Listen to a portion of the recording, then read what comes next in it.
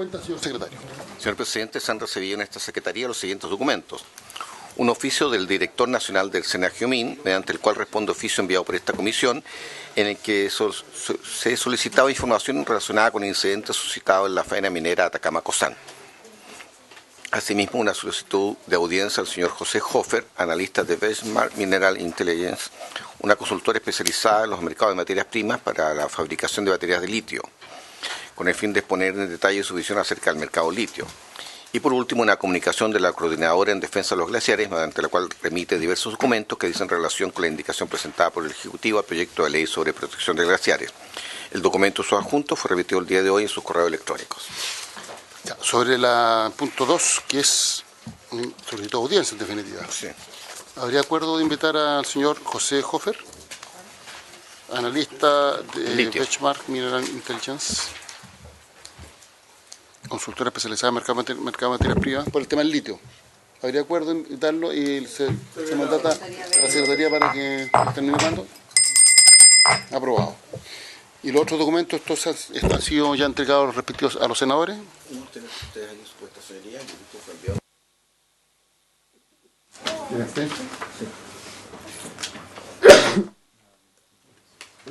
No, aquí está en las carpetas. ¿Sí? Ambos documentos están en las carpetas. Bueno, se ha citado a esta sesión. El proyecto que está en tabla es el que establece un mecanismo de protección a los glaciares, boletín número 11.876-12. Están presentes el ministro de Minería, el subsecretario, el abogado asesor Felipe Curia, el jefe de gabinete del ministro, señor Javier Kopman, ¿ah? Con doble O, pero ya, Kopman, el jefe de gabinete del subsecretario, señor Jaime Flores, y la asesora del ministro, señora Carmen Castañaza. ¿Cómo está? Con la cual hemos estado. Y están como representantes del Ministerio de Obras Públicas el director general de Aguas, Oscar Cristi, y de la unidad de glaciología, los señores Alexis Segovia y Jorge Huenante. Bienvenidos. Entonces vamos a partir la sesión con una exposición del ministro para que dé a conocer el contenido de la indicación sustitutiva que se ha presentado por parte del gobierno para este proyecto. Gracias, señor presidente. Saludar a los señores senadores, senadoras. Agradecerle a esta comisión la disposición que ha tenido de formar un equipo técnico para poder estudiar que es un tema que a todos nos preocupa. La senadora Proboste tiene... No, un comentario, no hemos acordado. Lo que acaba de decir el ministro, que hemos acordado. Agradece a esta comisión haber acordado la formación de un equipo técnico, no fue un acuerdo a la comisión.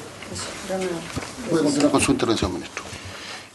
Presidente, y yo creo que las personas que han participado en ese grupo técnico son personas conocidas de primer nivel, con conocimiento y con trayectoria en el tema de glaciares, que es un tema sensible y que es un tema en donde no hay mucha gente que tenga experiencia. En segundo lugar, decir que la indicación que ha presentado el Ejecutivo se hace sobre la base de ese trabajo que hicieron los técnicos que entiendo están exministros, glaciólogos, profesores de la Universidad de Chile y otras personas más, ¿no? Lo que hemos pretendido en las distintas áreas, en primer lugar en el tema de las definiciones, presidente, es tratar de converger en definiciones que sean más acordes con las definiciones de glaciares que se usan con criterios como el de UNESCO o como el panel internacional de cambio climático, y de proteger, en este caso, todos los glaciares, tanto los descubiertos, los cubiertos y los rocosos. Quiero pedirles que el criterio con que se ha hecho esta indicación es sobre la base de la importancia que tienen los glaciares como reserva de recursos hídricos que contribuyen a la cuenca hidrográfica. Y además de eso, los criterios que se han utilizado se han hecho sobre la base de las consultas y los informes técnicos que tiene la Dirección General de Agua del número de glaciares y de la realidad nacional en esta materia. Yo quisiera pedirles si la exposición que tenemos hecha pudiera intervenir también el señor subsecretario. Tiene la palabra, señor subsecretario. Gracias, presidente. Vamos a analizar, en primer lugar, el rol que cumplió las propuestas del comité técnico que mencionó el ministro, para luego ver cómo entender esas propuestas a la luz de las distintas aproximaciones de política pública que han tenido distintos países en materia de glaciares, para finalmente cómo quedaron recogidas dichas conclusiones en las indicaciones del Ejecutivo.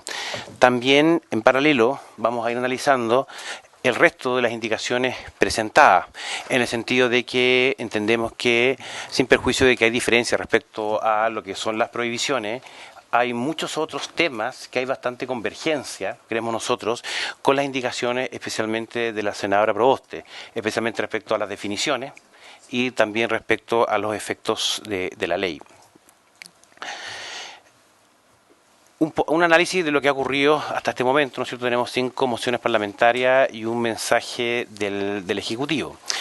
Efectivamente, como decía la senadora, si bien no hubo un acuerdo de la comisión para generar un comité técnico, sí, como insumo para las indicaciones parlamentarias, ¿no es cierto? De alguna manera se dijo, ok, bueno, que se genere, ¿no es cierto?, un comité técnico que sirva justamente como insumo técnico para la presentación de las indicaciones por parte de los distintos parlamentarios. Y es así que este comité técnico se reunió los días 23, 29 de agosto y 5 de septiembre y estuvo conformado por el ex ministro de Medio Ambiente, Pablo Badenier, por el exdirector de la DGA, Carlos Esteves, por el vicedecano de la Facultad de Ingeniería de la Universidad de Chile, James McPhee, por el presidente de la Comisión de Glaciares del Instituto de Ingenieros de Chile, Jaime Llanes, por asesores de los parlamentarios y también con la presencia de la Dirección General de Agua, especialmente a través del jefe de la Unidad de Glaciología y Nieve de la Dirección General de Aguas. Y los 3 grandes temas que se discutieron en este comité fue 1, el objeto protegido, 2, la estructura de protección y 3, el soporte institucional para esa estructura de protección. Uno de los primeros temas que se analizaron en el comité tiene que ver con el artículo 1 y también con lo que de alguna manera mandata los distintos instrumentos que se incorporen en este proyecto de ley. Y de los temas que se acordaron fue justamente seguir las definiciones de la ley 19.300 incorporadas en el artículo 2 de la ley, especialmente en cuanto a los conceptos de conservar y preservar. Lo que está en cursiva son textos del acuerdo del comité técnico, en que de alguna manera se establece, ¿no es cierto?, lo importante que es justamente recoger estos conceptos que ya vienen de la ley, entendiendo que la ley además es una ley de base general del medio ambiente, por lo tanto no solamente tiene que ver con esa ley específica, sino que también a través de ese catálogo de definiciones que está en el artículo 2 de la ley, como también se regula desde el punto de vista sectorial y aquí específicamente en los temas de agua. Y respecto al bien jurídico protegido, si uno analiza las distintas indicaciones, la del boletín y las previas, siempre de alguna manera, si hay un tema central en el bien jurídico protegido, es justamente la contribución hídrica. Y ahí lo que acordó el comité es decir, claro, no solamente es la provisión hídrica actual, sino que también es la futura o potencial contribución hídrica y también el rol regulador del recurso hídrico. Por lo tanto, se definió, y las 2 alternativas eran o se protegen los glaciares per se o se protege esta función o este servicio ecosistémico. Y finalmente el acuerdo que se determinó en este comité fue que se protegían los glaciares, pero en función de este servicio ecosistémico. Y el tema desde el punto de vista de coherencia legislativa no es menor, porque uno fijando cuál es el objeto de protección, obviamente los instrumentos que incorpora la ley tienen que apuntar justamente a ese objeto de protección, entendiendo que eventualmente pueden haber otros objetos accesorios, pero que de alguna manera a través del articulado de la ley es imposible de alguna manera proteger. por ejemplo, en temas de, no sé, espiritualidad, ¿no es cierto?, u otros conceptos que quizás a través de otros mecanismos, ella u otro, ¿no es cierto?, puedan de alguna manera protegerse. Por lo tanto, la postura del comité fue centrarse en los temas de contribución hídrica, pero no solamente la actual, sino que también la potencial y futura, y todo lo que significa, ojo, el rol regulador, que tiene que ver con la discusión del entorno, con la discusión del permafrost y con la discusión del entorno periglacial. Respecto a los conceptos de permafrost y ambiente periglacial, hubo bastante acuerdo en el comité técnico de que efectivamente son temáticas que deben ser incorporadas, pero no en una forma sin tener claridad respecto a lo que se está protegiendo a través de esos conceptos. Y ahí más adelante voy a mencionar cómo esto se incorpora en las indicaciones, transformando los conceptos de permafrost y ambiente periglacial bajo la lógica del entorno glacial y la definición de entorno. Y vamos a decir justamente cómo, de alguna manera, a través de un instrumento específico, se protege ese entorno, pero con la finalidad última de proteger al glaciar. Es cómo yo protejo indirectamente al glaciar, protegiendo directamente al entorno. Ahora, si uno analiza lo que fue la indicación sustitutiva del gobierno anterior, el tema más relevante que se discutió en esa discusión fue esta definición de reserva estratégica hídrica respecto a ciertos glaciares, que era una competencia que tenía o se le iba a otorgar a la Dirección General de Agua. Y ahí básicamente era decir, ok, respecto a aquellos glaciares que la DGA dijera, ¿no es cierto?, que son importantes desde el punto de vista hídrico, bueno, se gatillaban una serie de restricciones específicas que tenía que ver con la destrucción del glaciar, con la remoción, etcétera. Y bueno, ha pasado un poquito de tiempo desde esa discusión y lo que se dio en el comité técnico fue una discusión un poco distinta, en el sentido de que, en realidad, más que en el sentido de proteger a los glaciares blancos descubiertos, que tenía una contribución hídrica actual importante y que poco uno podría pensar, ¿no es cierto?, que era la lógica de estos glaciares estratégicos en cuanto a reserva hídrica, el tema evolucionó a entender también que los glaciares cubiertos también tenían un valor muy importante en cuanto a su contribución hídrica. No actual, pero sí potenciar en el tiempo y dosificada en el tiempo. Lo que también el comité técnico relevó, en el sentido de que también ese tipo de glaciares, ¿no es cierto?, merecían una protección tal como se establece la protección para los glaciares descubiertos o blancos. Y ahí está justamente el consenso que se llegó. Porque dice, en esta línea el comité logró arribar a consenso, avanzando hacia una lógica de protección de glaciares, basados en el valor de estos como proveedor y regulador hídrico, en cuanto a sus servicios ecosistémicos. Ninguno, lo pongo en negrita, de los participantes defendió la idea de no legislar. En este orden de ideas se plantean inquietudes acerca de la posibilidad de generar criterios de relevancia en cuanto al aporte hídrico de un glaciar. Ese criterio de relevancia era justamente lo que se quería hacer con la indicación sustitutiva del gobierno anterior. O sea, la DGA, usted DGA diga cuándo es relevante o no relevante este glaciar. Pero lo que se acordó en el comité es que esto parece bastante complejo. Así como se discutió sobre la conveniencia de diferenciar entre glaciares descubiertos y cubiertos. Y es por eso que si ustedes fijan en las indicaciones que presentó el Ejecutivo, hay una sola definición de glaciar, que incluye tanto a los descubiertos como a los cubiertos. Y si uno se va al inventario, y ahí me corrige Oscar si estoy mal, esa diferenciación en el inventario no existe entre descubiertos y cubiertos, porque a ambos se le asigna un valor per se. ¿Ya? Sí hay una diferencia respecto a los glaciares rocosos. ¿Por qué? Porque los segundos, o sea, los cubiertos, puede que tengan un importante rol en la cuenca respectiva por el aporte hídrico que estos dan en el tiempo y dosificado. Otro tema que se habló es justamente el contexto dinámico de lo que significa el tratamiento de los glaciares, en la lógica de cuál es el resorte de una ley versus cuál es el resorte de un servicio público como la Dirección General de Agua, en cuanto a un tema que efectivamente es cambiante, es dinámico, se va modificando especialmente por los efectos del cambio climático, y que tanta flexibilidad se puede dar a este servicio público respecto, especialmente a nivel de inventario, para justamente ir generando, como consecuencia del inventario, protecciones establecidas en la ley. Y es así que este comité técnico acordó proponer la siguiente estructura de protección. En primer lugar, una prohibición general de desarrollar proyectos o actividades económicas que puedan afectar glaciares en parques nacionales. Esto efectivamente es un aumento del estándar actual, porque actualmente, y de acuerdo a la jurisprudencia y la ley, en la medida que no se afecte el objeto de protección establecido en la declaratoria del Parque Nacional, de acuerdo a CIA, artículo 10, letra P, ¿no es cierto? Bueno, tienen que ingresar al sistema de evaluación de impacto ambiental. Aquí eso evidentemente se supera y en el caso de los parques nacionales, ¿no es cierto?, no se permiten esta actividad económica en la medida que afecten glaciares en parques nacionales. Entonces, ese es el primer grado de protección mayor. El segundo grado de protección tiene que ver, y esto también recogiendo a lo que era el efecto de los glaciares declarados como estratégicos en la indicación sustitutiva del gobierno anterior.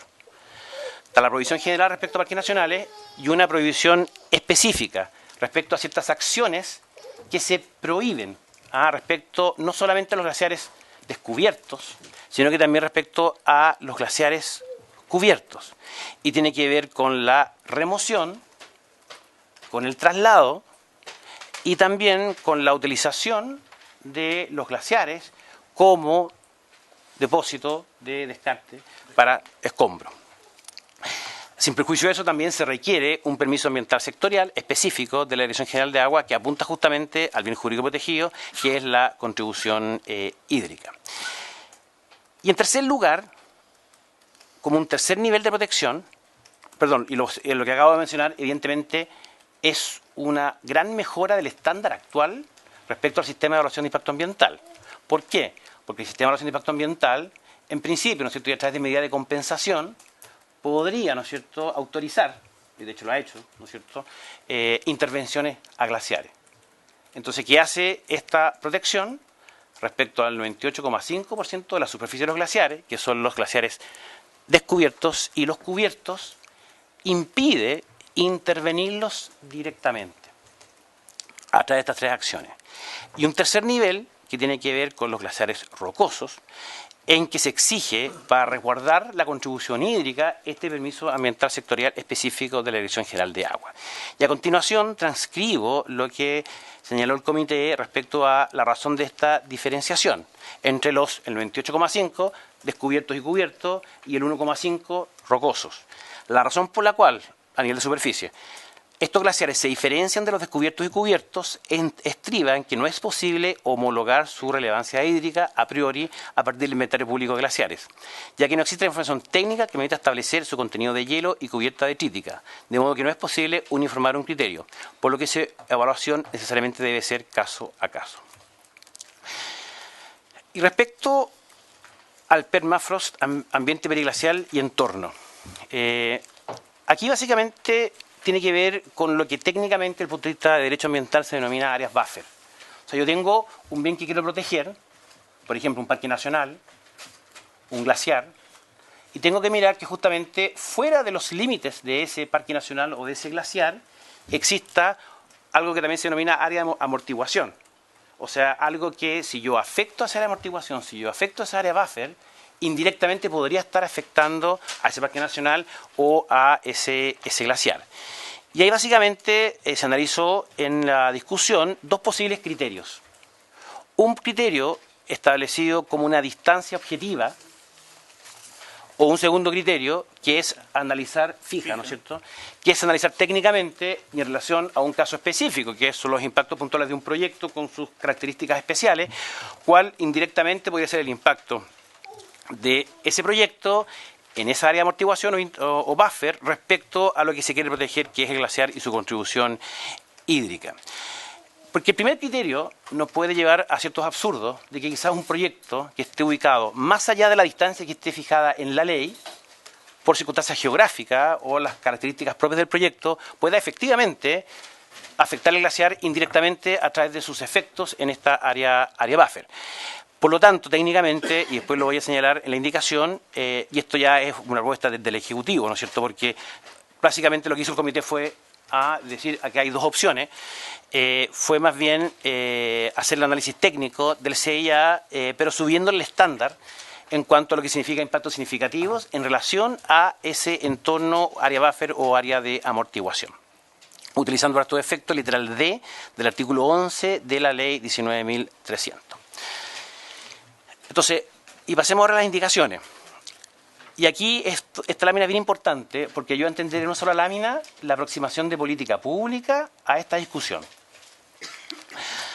Básicamente nosotros redactamos las indicaciones en base a las conclusiones del comité técnico y también en base, y esto gracias a las intervenciones del exministro Pablo Badenier y del ex DGA Carlos Esteves, de lo que fue la discusión de la indicación sustitutiva del gobierno anterior.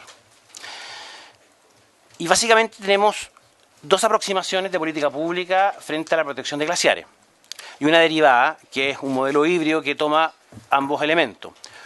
Una primera aproximación apunta a la protección de glaciares, y que es el mecanismo que utiliza, por ejemplo, la ley argentina de la protección de glaciares y el boletín que estamos analizando, a través de espacios protegidos.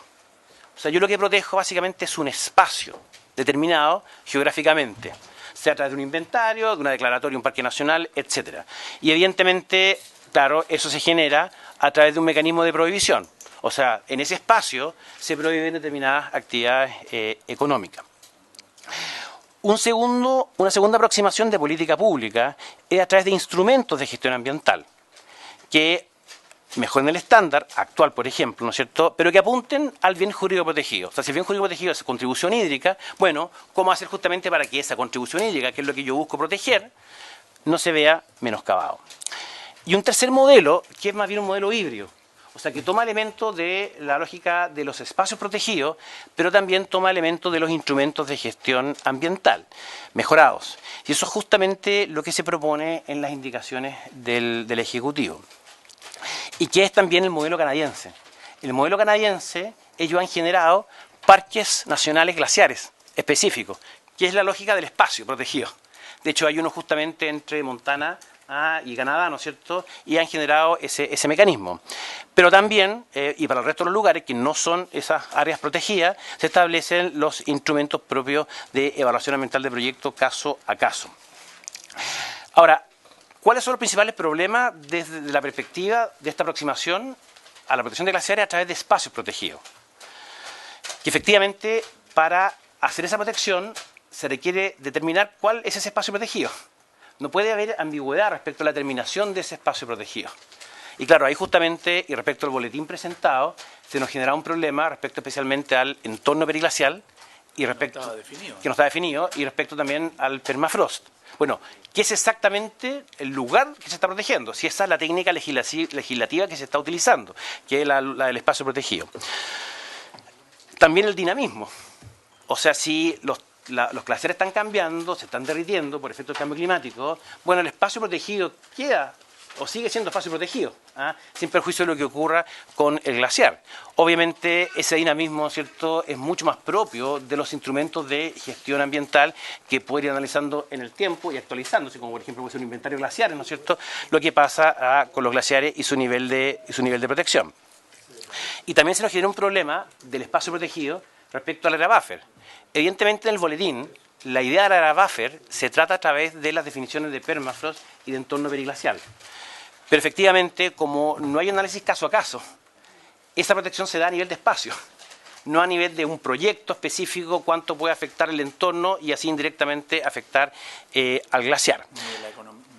Ni de la actividad que se realiza. Ni de la actividad que se realiza, porque hay distintas actividades, distintos tipos de emisiones, ¿no es cierto?, distintos tipos de impacto respecto a esas emisiones. Y eso es a favor o en contra, en lo que explicaba recién respecto a las distancias mínimas. Porque puede ser que yo esté más allá de la distancia que se establezca y efectivamente igual por circunstancias geográficas, temas de la pluma, ¿no es cierto?, o atmosférica, puede generarse algún impacto en el glaciar. Entonces, el modelo que nosotros quisimos adoptar como estructura de protección y siguiendo los criterios del comité técnico fue más bien un modelo híbrido que toma la idea de los espacios respecto a los parques nacionales y en la lógica de la definición de parques nacionales. No solamente la actual ley, sino que también el proyecto de ley de biodiversidad y áreas protegidas, que apunta a la preservación. ¿ya? La preservación, básicamente, ¿no es cierto?, es el espacio que se protege, ¿ah? Sin perjuicio de lo que hablábamos recién respecto al CIA, y al final lo que se garantiza es el bien jurídico, el bien jurídico protegido declarado en la declaratoria de Parque Nacional. Y en segundo lugar, ¿y por qué es híbrido? Porque a esa lógica de espacio le agregamos la lógica de los instrumentos. Y aquí es bien interesante el análisis que hizo la Biblioteca del Congreso. Ellos generaron un documento respecto a cuál es el tratamiento internacional de la protección de glaciares en distintas legislaciones. Básicamente es la situación de Canadá, la situación de Argentina, la situación de Chile. Y también de Estados Unidos, por este Parque Nacional que mencionábamos.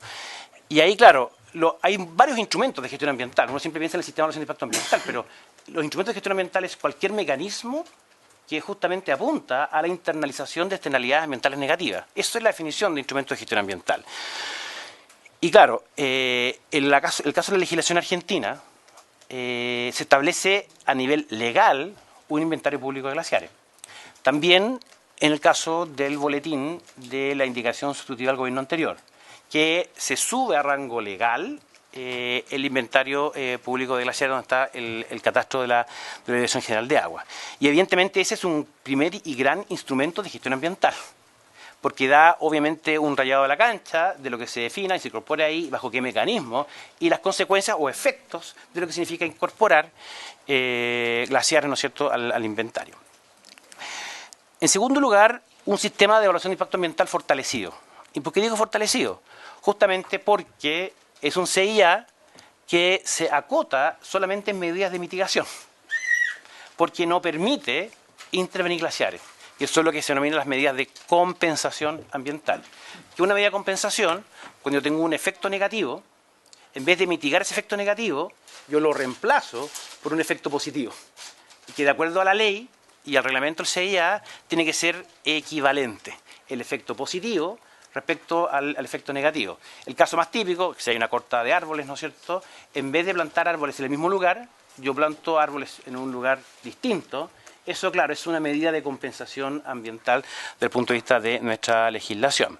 Entonces, justamente este CIA, fortalecido, mejorado, apunta a, respecto a estas tres acciones, remoción, traslado y depósito de escombros, descarte, bueno, prohibirlas para efecto del sistema de evaluación de impacto ambiental. No hay excepciones para ninguna de las tres. El tercer instrumento de gestión ambiental es el tratamiento de lo que ya he explicado de las áreas buffer.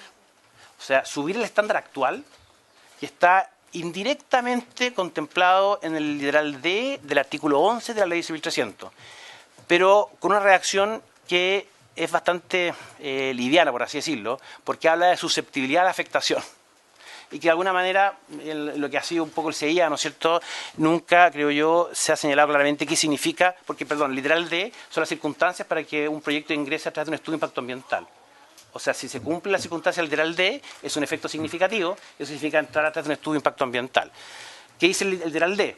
Dice, respecto al proyecto, localización en o próximo a áreas protegidas y glaciares. Entonces, cuando hablo de localización próxima, lo que estamos haciendo con una definición de entorno que estamos incorporando en las indicaciones y con una articulación respecto a este artículo es justamente a ese sector fuera de lo que se está protegiendo, en este caso de glaciares, darle un efecto de impacto significativo para que nunca exista un impacto en los glaciares afectando el entorno del glaciar. Y además esto, porque en la ley 10.300 esto se establece únicamente respecto a glaciares. Y recordemos que la indicación de la definición de glaciares incluye a los descubiertos y a los cubiertos, el 98,5%. Entonces nosotros en la indicación, por lo tanto, quedan fuera los glaciares rocosos. Lo que hicimos en la indicación es este mismo efecto que le estamos atribuyendo respecto a los descubiertos y cubiertos, respecto al entorno, también lo estamos llevando a los glaciares rocosos, que tampoco pueden ser afectados como rocosos en cuanto a su contribución hídrica por afectación de su entorno como área buffer. Y el cuarto instrumento de gestión ambiental que se incorpora en estas indicaciones también viene de la indicación sustitutiva del gobierno anterior, pero mejorada. tiene que ver con un permiso ambiental sectorial específico que tiene que otorgar la Dirección General de Agua y en que la DGA solicita al titular, y esta fue otra discusión que se dio en el comité, que tiene que ver con los temas de información. Bueno, toda la información justamente para establecer y resguardar el bien jurídico protegido, que es la contribución hídrica, tanto actual como potencial. Y también aquí incorporamos un tema que surgió y que lo señaló explícitamente el Instituto de Ingenieros, y tiene que ver con todos los temas de riesgo respecto a los glaciares. En el sentido de que si eventualmente haya que hacer una intervención de glaciares, porque puede haber un riesgo a la población, también incorporar las lógica o el análisis de la mecánica de suelo respecto al tema de glaciares en este permiso ambiental especial de la Dirección General de Agua. Entonces, esta lámina acá es bien importante porque es una especie como de resumen desde el punto de vista de las políticas públicas, del contenido y la aproximación de las indicaciones y también de dónde vienen, ¿no es cierto?, estas propuestas y en este modelo híbrido que estamos presentando. ¿Quieres volver al anterior? ¿Puedes sacar la foto? Ahí está. Entonces, como ya vimos lo que fue los aportes del Comité Técnico y las conclusiones, vimos cuál es el enfoque de política pública de las indicaciones presentadas por el Ejecutivo y ahora vamos a analizar los distintos artículos en que justamente se recogen las conclusiones del Comité Técnico y esta aproximación que les mencionaba en la lámina anterior. Artículo primero, establecemos, ¿no es cierto?, la razón por la cual se establece esta ley. Y este artículo, que muchas veces uno puede decir en muchos proyectos de ley que no es tan importante cuando sale el objeto, es un medio genérico, en este caso puntual es bien relevante, porque obviamente todos los mecanismos que estén establecidos en la ley tienen que apuntar al cumplimiento de este bien jurídico protegido. Y apunta justamente, ¿no es cierto?, a entender la importancia de la protección de los glaciares per se en el territorio nacional, con el propósito de conservar sus servicios ecosistémicos en cuanto a reservas de recursos hídricos. En el artículo segundo se establecen las definiciones. Ahí quizá le paso la palabra a Óscar para que nos cuente un poquito, porque esto fue un tema que se trató con un aporte muy importante desde la Dirección General de Agua. Y evidentemente hay una serie de conceptos que vienen de la literatura internacional. Está el informe del panel de cambio climático, están los temas de la UNESCO y de la IPA, pero que también tienen una connotación operativa también del punto de vista de la Dirección General de Agua. O sea, son dos grandes elementos científicos de la literatura internacional, pero también cómo operativizar esas definiciones, ¿no es cierto?, para efectos del trabajo que lleva adelante la Dirección General de Agua.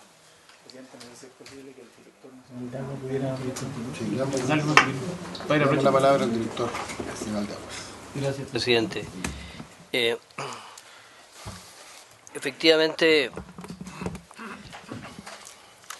toda definición de glaciar no está exenta de una amplia discusión. No estamos hablando de una ciencia exacta aquí, sino que verdaderamente el aprendizaje que hemos tenido todos en este trabajo es que hay distintas definiciones y lo que se ha optado es por las definiciones que mayoritariamente se aceptan en el mundo científico, y ese trabajo lo ha liderado Gino Casasa, nuestro director de la Unidad de Glaciología, con el trabajo de dos glaciólogos que me acompañan hoy día, que es Jorge Buenante y Alexis Solís. Y entonces aquí básicamente se hace un primer planteamiento de que un glaciar es una masa de hielo, como bien dice aquí, con una serie de características. Una de ellas es que lo hemos podido observar al menos durante 15 años, para distinguirlo de lo que puede ser un mero acumulación de nieve en un momento del tiempo como consecuencia del clima. Y luego se distingue en ese glaciar entre cubierto y descubierto en función de la cobertura detrítica que ese glaciar tenga. Estas definiciones, además de ser aceptadas en general por el mundo científico, también tienen que ver con nuestras capacidades actuales de identificar glaciares, nuestra capacidad de inventariarlos básicamente. El inventario de glaciares nosotros lo hacemos en base a imágenes satelitales también a algunas visitas en terreno, y de esa manera nosotros hemos podido llegar a inventariar 24.000 glaciares. Desde ese inventario data del año 2014, fue publicado en 2014, pero con imágenes del 2002. Hoy estamos terminando un nuevo inventario que vamos a publicar a fin de año con imágenes actualizadas del 2016 al 2019.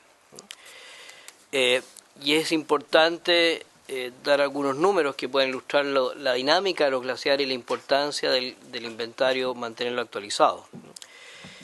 Esta información que aún no publicamos, pero una de las cosas que estamos encontrando, por ejemplo, es que al comparar un inventario con otro, más de 200 glaciares han dejado de existir.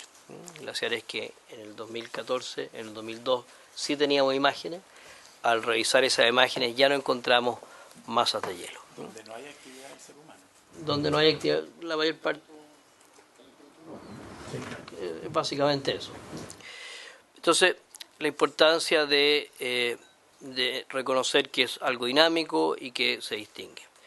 Y en segundo lugar, aquí se plantea una distinción de lo que es glaciar, cubierto, descubierto, respecto a otro tipo de glaciar que es el glaciar rocoso. Para efectos de la ley, aquí lo que estamos planteando es que no es que un glaciar cubierto o descubierto en algún momento pase a ser rocoso por el mero hecho de estar cubierto. Es una precisión que es bien importante, porque uno podría pensar que tal vez un glaciar en algún momento alcanza una cobertura tal que le hace convertirse en rocoso. No, lo que estamos planteando aquí en la ley es que el glaciar rocoso requiere otras características, requiere una conformación geológica distinta a lo que es un glaciar, puramente hablando. Y eso es lo que se recoge en esta definición. Por eso se habla de masa, de fragmentos, bloques de roca, material fino que yace una pendiente. ¿Cómo puede pasar un glaciar de lo que está definido en el número 1 a rocoso? Tendrían que pasar varias cosas. Tendría que cambiar su estructura geológica, hecho que hemos detectado que ocurre, pero puede demorar varios años, puede incluso demorar un siglo en pasar un glaciar cubierto, descubierto a rocoso, porque el mismo movimiento del glaciar va cambiando su estructura, y aquí, si tenemos tiempo más adelante, incluso trae la gente de glaciología algunas imágenes para ilustrar cómo esto se puede identificar, cómo es el paso de un glaciar a un glaciar rocoso. Pero básicamente lo que estamos señalando es que el glaciar rocoso es otro tipo de estructura y que tiene sus propias características. Y finalmente estamos hablando del entorno glaciar como el área próxima a los glaciares que posibilita la mantención de los servicios que posee el glaciar, principalmente la provisión de los recursos hídricos. Por tanto, hay un área importante que permite que ese glaciar pueda hacer la contribución hídrica a las fuentes tanto de ríos superficiales como también de acuíferos que se nutren con los glaciares. Eso sería básicamente.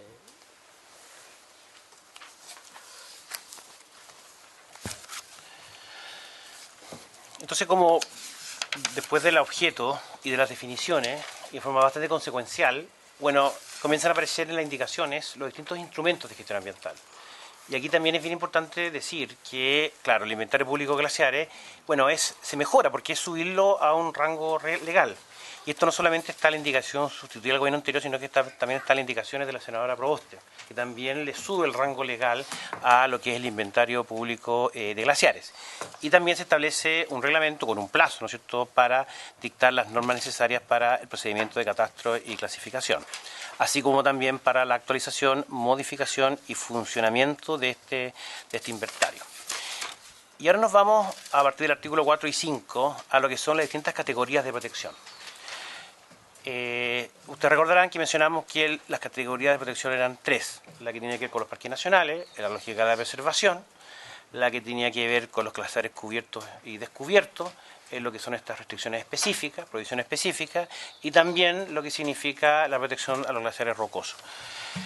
En el caso de los parques nacionales, ¿no es cierto?, y subiendo el estándar actual de la ley, existe esta prohibición absoluta, ¿no es cierto?, de proyectos que puedan afectar glaciares en reservas de regiones vírgenes, que lo pusimos porque está en el SNASP, ¿no es cierto?, pero no hay ninguna en Chile, y parques nacionales. Esto permite, aquí pensemos que puede ser cualquier glaciar que esté en un parque nacional, a una cobertura a nivel de superficie de glaciares del 83,66% de la superficie de los glaciares. La segunda categoría de protección, que ya está en el artículo 5º, tiene que ver justamente con, además de la protección que se da a todos los glaciares a través de los parques nacionales, una prohibición de intervenir glaciares, tanto cubiertos como descubiertos, en cuanto a su remoción, traslado y cubrimiento con material de desmonte y o escombros. Con esta protección subimos y sumando lo que es la protección a través de parques nacionales, al 98,5% de la superficie de los glaciares en cuanto a protección. Y aquí también no solamente hay una mejora respecto al estándar actual legal, sino que también hay una mejora importante respecto al estándar que establecía la indicación sustitutiva del gobierno anterior. Porque ustedes recordarán, esa indicación sustitutiva le daba este efecto solamente a aquellos que fueran declarados como reserva estratégica por parte de la Dirección General de Agua. Lo que hace esta indicación es todos, tanto los descubiertos como los cubiertos, se prohíbe ese tipo de intervenciones directas. Y esto permite justamente alcanzar este 98,5% de protección de la superficie de los glaciares. Y ahí, claro, en amarillo queda, ¿no es cierto?, lo que son el 1,5%, que muchas veces puede ser muy valioso también, que es el caso de los glaciares rocosos y que, tal como lo ha explicado el director general de Agua, tiene una estructura, ¿no es cierto?, una naturaleza diferente, y también el comentario que hice al principio respecto al comité técnico. Y en este caso, y para resguardar el bien jurídico protegido del artículo 1º, ¿no es cierto?, existe este permiso especial de la Dirección General de Agua que justamente apunta a este bien jurídico protegido, que es la contribución hídrica. Y con esto, claro, llegamos al 100% de los glaciares. Y respecto a este permiso ambiental sectorial, este requisito, que ya también es un instrumento propio de gestión ambiental e hídrico, están una suerte como de sistematización de la labor que la DGA hace en lo que es la evaluación ambiental, pero con algunas novedades. ¿Por qué?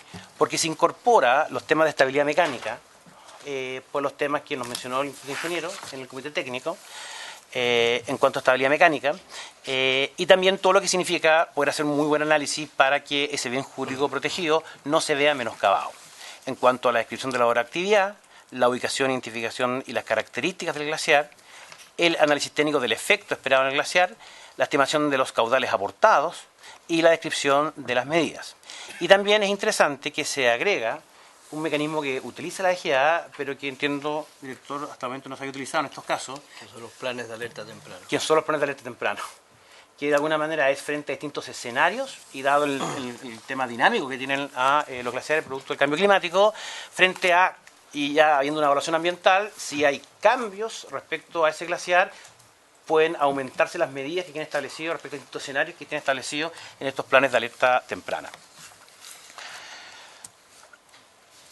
Y respecto a las sanciones, aquí también hay bastante coincidencia con las indicaciones de la señora Proboste en cuanto a los montos. Nosotros básicamente lo que hicimos fue utilizar los mecanismos propios de la Dirección General de Agua y hacer un reenvío específicamente a la posibilidad, ¿no es cierto?, de llegar a los mismos montos.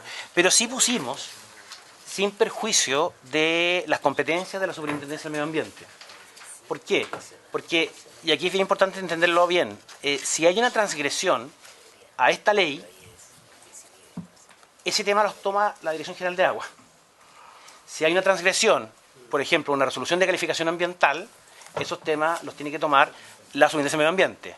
Y ahí efectivamente pueden haber situaciones bien complejas, porque las sanciones ahí no solamente pueden haber multas de hasta 10.000 UTAs, 10 millones de dólares, sino que también, y esto también estaba mencionado en la indicación de la zona Proboste, pero bajo la lógica distinta, no propio de la SMA, de lo que puede ser la revocación del permiso ambiental y la clausura. Y fue justamente lo que hizo la superintendencia con el proyecto Pascualama. Y el artículo 8 por ahí ha sido un poquito criticado, ¿no es cierto? Porque se menciona la palabra desafectar, ¿ya? Y hay una carta de Salarraín, ¿no es cierto?, que criticaba este concepto.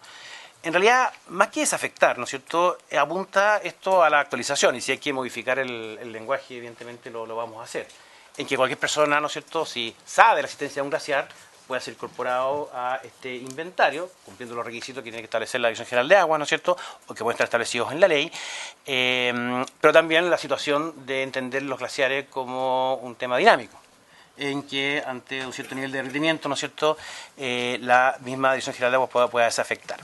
Y aquí, presidente, se produce una cuestión que es bien de discusión de política pública, y yo creo que es interesante de relevar. Porque acá, respecto a lo que uno ponga en la ley y las definiciones de la ley versus el actuar de la autoridad administrativa, puede haber un espacio. De hecho, uno de los temas que siempre ha criticado el senador Girardi respecto a este tipo de proyectos, apunta justamente a, claro, al final, a nivel administrativo, ¿no es cierto?, se pueden tomar decisiones, ¿no es cierto?, de cualquier índole que pueden afectar el bien jurídico protegido, etcétera. Entonces, claro, pero también, si uno lleva toda la definición legal, de alguna manera como que hace una suerte de congelamiento, de cuestiones que son dinámicas y que van cambiando, ¿no es cierto?, que son caso a caso, proyectos, etcétera. Entonces, ¿cómo de alguna manera lograr una cuestión intermedia? En que de alguna manera como que se le fije un buen marco a la Dirección General de Agua para esas decisiones administrativas. Y eso evidentemente pasa por incorporar ese marco dentro de la ley.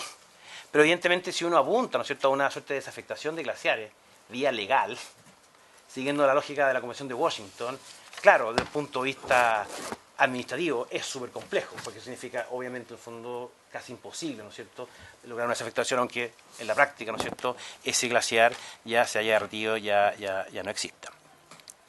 Y hay otro tema, y que tiene que ver con la discusión respecto a los temas de retroactividad. En la indicación de la senadora Proboste no se incluye la retroactividad si se incluye en el boletín en análisis. Y esto también fue una contribución del ex ministro de Medio Ambiente, Pablo Badenier, y del ex DGA, Carlos Esteve, en cuanto a una propuesta que ellos hicieron en la indicación sustitutiva del gobierno anterior, en cuanto a tener claridad si las condiciones y las medidas ambientales de las resoluciones de calificación ambiental de proyectos en cuyas áreas de influencia existan glaciares han operado en forma correcta. Y que se estableció en esa indicación, y que nosotros también recogimos en la indicación del Ejecutivo, es que se le exige a la Superintendencia de Medio Ambiente que haga ese análisis de los planes de seguimiento de los proyectos que tengan en su área de influencia glaciares. En cuanto a que si efectivamente las variables ambientales, por ejemplo, en términos de contribución hídrica, han variado respecto a lo que originalmente se modeló, que la misma superintendencia, a través de las comisiones de evaluación y utilizando el artículo 25 quinques de la ley 18.300, puedan revisar esa resolución de calificación ambiental y agregar medidas adicionales a las establecidas en la resolución de calificación ambiental original. Entonces, esto también va a permitir, por así decirlo, actualizar toda la evaluación ambiental respecto a glaciares de permisos ya otorgados. Y esta ya es la última lámina, y aquí con el ministro estuvimos analizando en la mañana, y luego de revisar las distintas indicaciones, bueno, que efectivamente, y sin perjuicio de que, claro, en el boletín en análisis y en las indicaciones de la senadora Proboste, de alguna manera hay aproximaciones de política pública distintas respecto a los temas de prohibiciones, espacio versus espacio, modelo híbrido, más instrumentos de gestión ambiental, pero sí hay posibles convergencias. El bien jurídico protegido. Hay bastante claridad, ¿no es cierto?, que el bien jurídico protegido principal, y respecto al cual se generan efectos en la ley, es la contribución hídrica tanto actual como potencial. Uno puede eventualmente agregar otros bienes jurídicos protegidos, pero son accesorios a lo principal. Y también el problema, en el fondo, es que no van a existir instrumentos desde la lógica de la GA, que apunta justamente a la contribución hídrica, para hacerse cargo de otros bienes jurídicos protegidos. En cuanto a las definiciones, claro, las del boletín en análisis básicamente son transcripciones de las definiciones de la ley argentina. pero la senadora Proboste, las definiciones que ella incorporó son bastante técnicas y bastante mejores que las establecidas en la moción en análisis. Sin perjuicio de eso, nosotros, el análisis nuestro fue, muchos de los elementos están repetidos, pero justamente nosotros quisimos darle una simplificación, una sola definición de glaciar, cubierto-descubierto y luego rocoso, y al mismo tiempo también darle una bajada operativa para la EGA y en virtud de su inventario público glaciar. Pero ahí evidentemente también hay convergencia y también convergencia con las indicaciones presentadas por los senadores Sandoval y Proenas. Luego también, y aunque suene bien increíble, porque como que esto ha sido como el gran tema polémico de esta moción, yo creo que también puede haber una convergencia entre todo el tema del análisis del permafrost, del ambiente periglacial, y lo que nosotros estamos proponiendo como entorno glacial. ¿Por qué? Porque al final son tres mecanismos que apuntan a algo muy parecido, que básicamente es cómo no afectar indirectamente a los glaciares, afectando a su entorno. Y claro, al final, ¿qué es lo que hay detrás, ¿no es cierto?, del ambiente periglacial? Bueno, hay una lógica de entorno, que a través de ciertas condiciones permite, ¿no es cierto?, que ese glaciar, ¿no es cierto?, permanezca en mejores condiciones. Pero claro, ahí no se nos genera un problema si la aproximación al permafrost o al ambiente periglacial es a través de los espacios protegidos, más que de los instrumentos de gestión. Y un poco la postura nuestra es más bien a través de los instrumentos de gestión, en que el análisis tiene que ser caso a caso, abandonando una tesis que siempre se había dicho, ¿no es cierto?, que casi por un tema casi como de certidumbre jurídica, era mejor establecer una distancia. Y ahí un poco el aporte del comité técnico fue justamente saber que hay dos posiciones, pero una de las posiciones es justamente hacer un análisis técnico caso a caso para que no exista esa afectación a través de esa área buffer o de amortiguamiento. Yo creo, presidente, que esa es una explicación que por lo menos en mi caso me terminó convenciendo. Yo creo que fijar distancia o fijar hechos que en la práctica no producen la defensa de los glaciares, pueden ser a lo mejor llamativas desde el punto de vista de quien las ve, pero lo que nosotros queremos es proteger de verdad los glaciares, y eso significa, más que poner una distancia, establecer parámetros que se refieran justamente al resultado de la actividad que se haga. Puede haber una actividad que esté más cerca y que no le produzca daño al glaciar, y puede haber una que esté mucho más lejos, saltándose una disposición legal que establezca un área buffer determinada, pero que le produzca más daño al glaciar. Y por eso creemos que en la indicación tomamos esa posición, que es además producto de un planteamiento del Instituto de Ingenieros.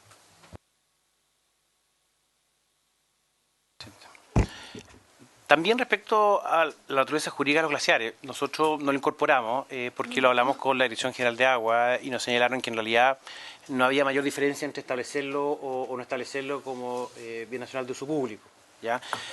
Claro, exactamente. Ahora, al fondo, efectivamente, eso ya está en las otras indicaciones, ¿no es cierto? Y no hay ningún problema en poder incorporarlo.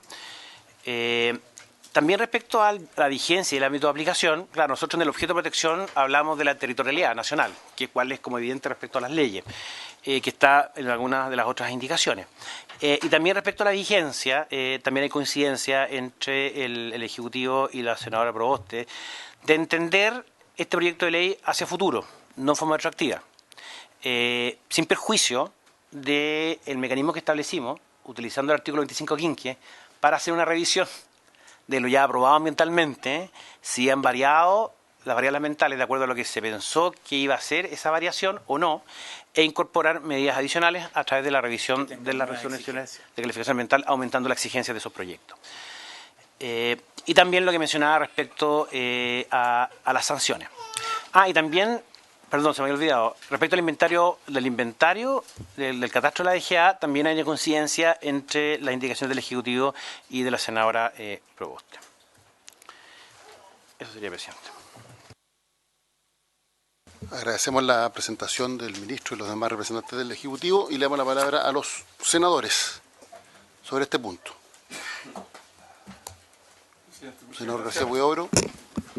Muchas gracias, presidente. Creo que valorar el esfuerzo que se ha hecho no solamente por parte del Ejecutivo, sino también por esta comisión, nuestros asesores y también todos quienes colaboraron en la experiencia que tienen, fundamentalmente en la parte técnica y de gobierno, porque creo que este es un proyecto que tiene que aunar voluntades más que separarnos.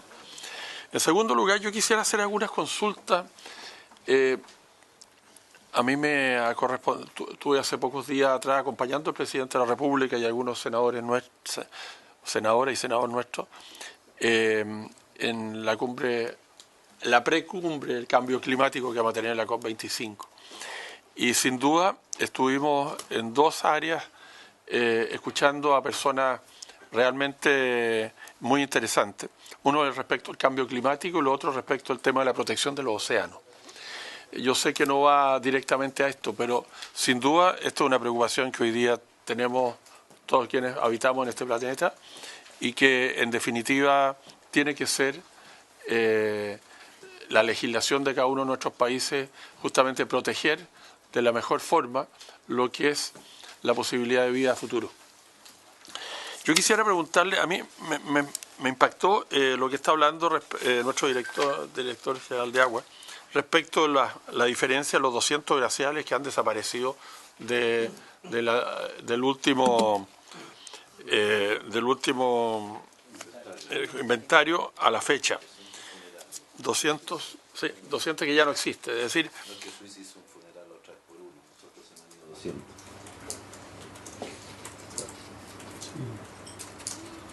yo quisiera consultarle porque esto sería interesante si nos pudiera explicar porque una cosa es los que han desaparecido y los otros que han en proceso de desaparición y por lo tanto nos gustaría que nos pudiera informar un poco más de lo que va a transparentar a corto plazo.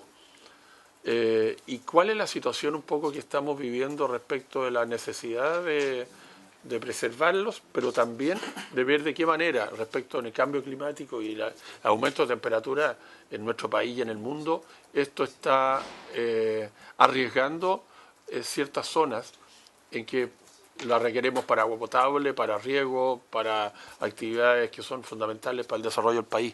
Me gustaría si nos pudiera ahondar un poco en eso. Gracias, presidente.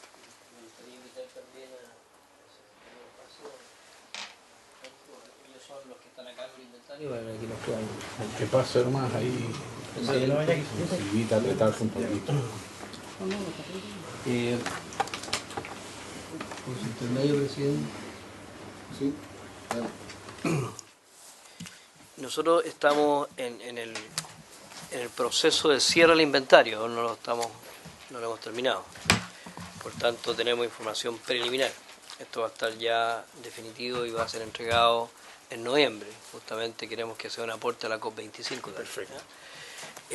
Por tanto, los datos que estamos señalando son los datos que hemos ido obteniendo. De hecho, los 200 glaciares lo obtuvimos ayer, justamente como resultado del trabajo que estamos haciendo.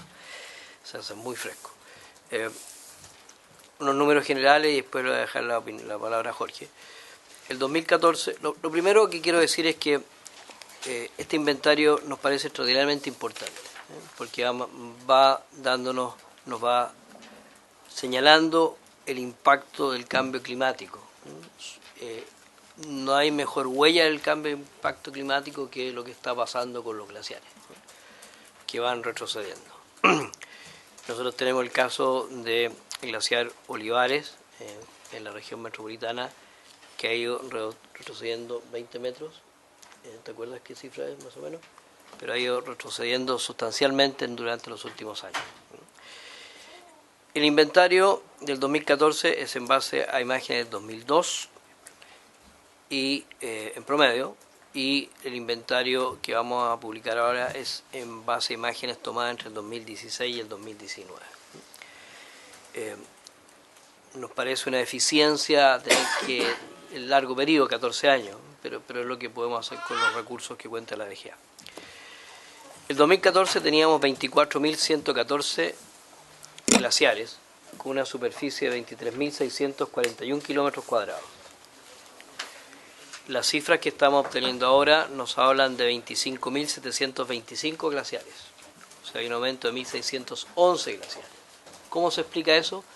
principalmente glaciares que eran uno solo, que por efecto del cambio climático se separan. Así es. Por tanto, no es que tengamos una buena noticia que están surgiendo nuevos glaciares.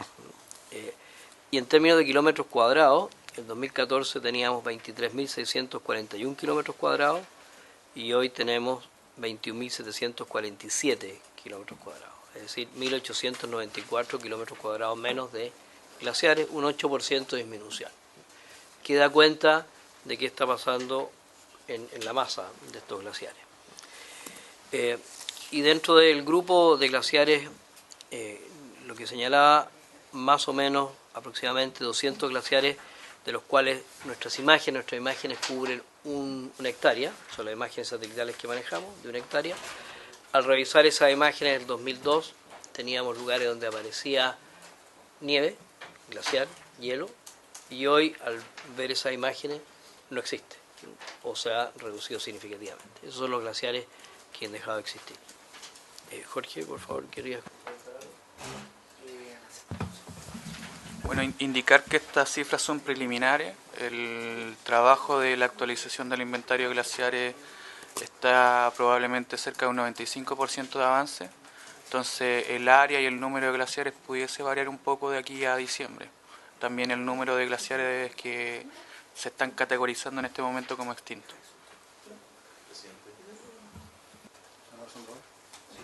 Solamente alguna precisión. A mí me parece sin duda un avance respecto de temas conceptuales, ¿no es cierto?, de las áreas que estamos hablando, el reconocimiento, definiciones respecto de lo que son los glaciares propiamente tal, los glaciares blancos, los glaciares cubiertos, ¿verdad?, respecto de los glaciares rocosos. Ahora, hay un par de detalles, ¿no es cierto?, que yo soy de una región donde están además el 55% de los glaciares de todo el país.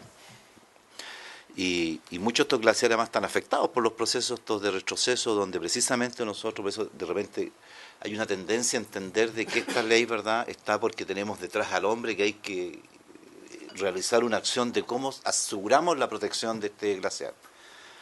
A mí me pasa en la región, tenemos 2 campos de hielo, ¿no es cierto?, que son estos verdaderos termómetros de escala planetaria que decimos nosotros, y en ello vemos los efectos, no de la acción humana, sino que los efectos propiciados por el cambio climático.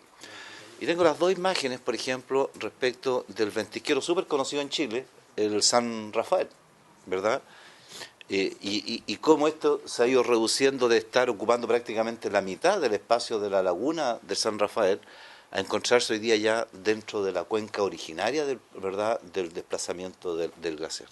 Estamos acá abajo, desde la mitad, cubrir la mitad de la laguna, ya estamos metidos, ¿no es cierto?, en la cuenca originaria donde está hoy día la lengua del glaciar.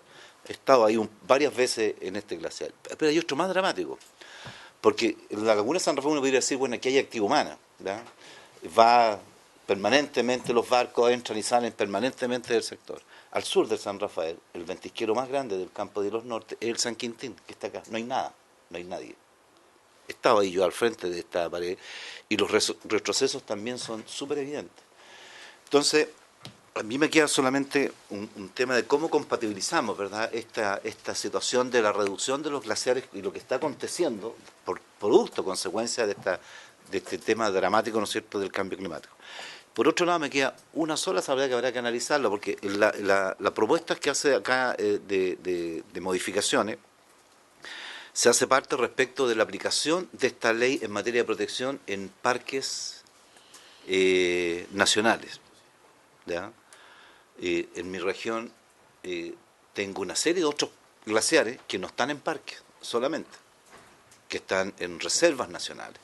¿Ya? Un tema conceptual que yo creo que vamos a tener que, en la discusión, yo no sé si en esta comisión o en medio ambiente, donde entiendo que va a volver, ya yo creo que es un tema que a nosotros nos interesa sobremanera en ampliar el área de protección de los glaciares. Es decir, debemos incorporar parques, reservas nacionales, áreas de monumentos naturales, y yo habría ido incluso quizá un poquito más allá, incluso glaciares que están en tierras fiscales hoy día. quiero resguardar, ¿no es cierto?, la protección de los glaciares en ese contexto, en la zona donde nosotros tenemos particularmente ese tema. Parques son los pocos que tenemos, ¿verdad?, que se crearon en esta última red de parques, algunos que de reserva que se transformaron en parques, como el Heinimeni o como el Cerro Castillo, pero tenemos otros que no están en esa condición de parque, ¿ya?, que necesitamos evidentemente avanzar en estas modificaciones que haya que incorporar, no sé si acá o en la comisión. Eso, y lo último, una sola observación respecto al tema de la revisión eventual, ¿verdad?, de los permisos, de las resoluciones de calificación ambiental, eventualmente cuando se han otorgado actividades. Ustedes hablan de un plazo de que cada 2 años, ¿verdad?, habrá un proceso de revisión. Me parece súper relevante incorporar ese proceso de evaluación, porque a veces se otorga un permiso, ¿verdad?, y cambian las condiciones y habrá que, evidentemente, si eso hay impacto evidente sobre el glaciar, porque ahí creo, me parece una expresión interesante de protección respecto de ese particular igual. Gracias, presidente.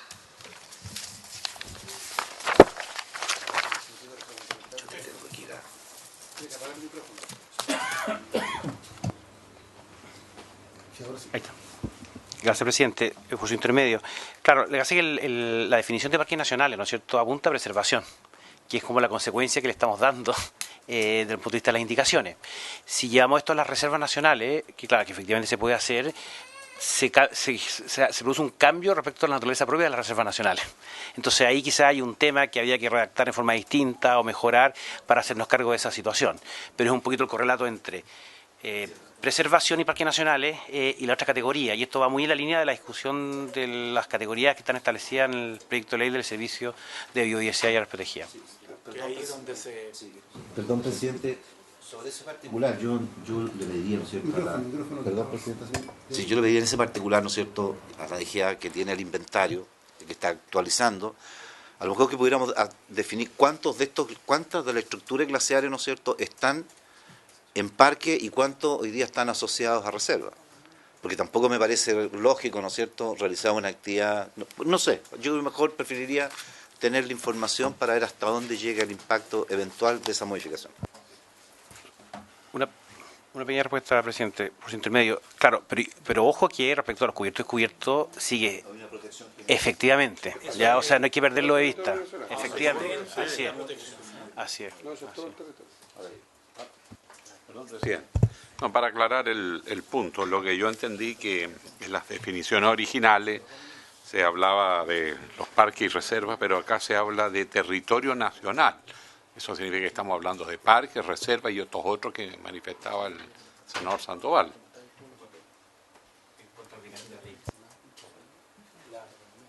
La vigencia y la aplicación de la... Claro, ahí territorio nacional. ¿Qué tiene que dar otro punto? Ya. Bueno, nos quedan 4 minutos, así que vamos a abrir ya el análisis pormenorizado de las indicaciones. El gobierno presentó una indicación sustitutiva, entonces lo primero que tenemos que resolver, o lo que deberíamos resolver al menos hoy día, es si esta indicación se va a votar como un paquete o se va a votar artículo por artículo, para poder incorporar las indicaciones que presentaron los demás senadores. Sobre esto, ministro, usted... Presidente, yo le manifesté esta mañana que el Ejecutivo originalmente había planteado eso, ¿no? Pero entiendo que hay una voluntad de hacer un análisis de todos los temas y por supuesto el Ejecutivo lo que quiere es tomar en cuenta todas las indicaciones que se han presentado y por lo tanto lo que le proponemos es lo siguiente, en virtud de que ya queda poco tiempo en la comisión, podemos trabajar en, no sé si ustedes cuando tienen sesión de nuevo, para ver en qué temas, presidente, tenemos unidad de criterio en la indicación del Ejecutivo con las indicaciones presentadas y esas darlas por aprobadas. Y en el resto, buscar en este tiempo que queda algún tipo de acuerdo para, con el objeto de lograr el objetivo final de la protección de los glaciares, permitir que algunas de ellas también, si es que son de iniciativa exclusiva, las podamos nosotros patrocinar y eventualmente también apoyar. Y el resto, bueno, se zanjará por la votación de la comisión. Habría acuerdo, porque yo tengo que recabar la unanimidad de la comisión, que la indicación del Ejecutivo no se vote como un todo, sino que se vote artículo por artículo. ¿Habría unanimidad en la comisión para votarlo de esa manera? Sí. Muy bien. Se aprueba. Y entonces, lo único, porque nosotros tenemos un mandato que es bastante acotado, que lo hemos ido prorrogando, porque es permanentemente, porque este proyecto tiene que volver a la Comisión de Medio Ambiente. Entonces, no se puede seguir dilatando el que entremos al análisis de las indicaciones en particular. Eso significa que nosotros deberíamos tener una sesión el próximo miércoles en donde ya deberíamos empezar a votar el articulado, independientemente de los esfuerzos que se hagan para arribar en donde no hay acuerdo, para arribar a una redacción compartida, y si no hay acuerdo, bueno, finalmente se tendrá que votar. Y podríamos incluso en la próxima sesión partir despachando aquello en que hay indicaciones que coinciden tanto de los parlamentarios como en el Ejecutivo o con el texto que se ha aprobado en general. Entonces, con ese acuerdo, quedamos convocados para el próximo miércoles. Muy bien. ¿Ya? Habiéndose cumplido el objeto de la sesión, se levanta.